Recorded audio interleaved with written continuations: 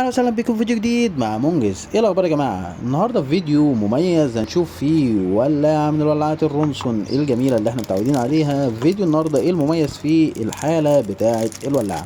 تعالوا نبص مع بعض على الحاله بتاعه الولاعه. مبدئيا الولاعه بيجي لك معاها كيس حجاره، هتلاقيه في باكج صغير كده.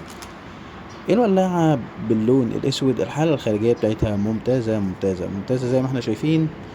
وكمان لو بصينا عليها من تحت هنا هنلاقي الولاعه مكتوب عليها رونسون ميد ان انجلاند. طريقة الملو بتاعتها سهلة جدا جدا. هنلف الغطا كده نص لفة، هنلاقي مكان الملو بتاعها، وبنرجعه تاني نص لفة ونضغط لورا عشان يقفل بشكل جيد.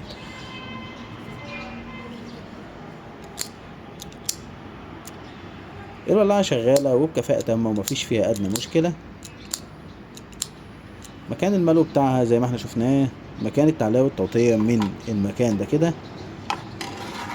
اما مكان تغيير الحجر بتاعها من جوه هنا، لما نشوف تحت كده هنلاقي ده مكان الحجر وده الترس بتاعه، ده مكان الحجارة السبير. اشوفكم في فيديو جديد، سلام.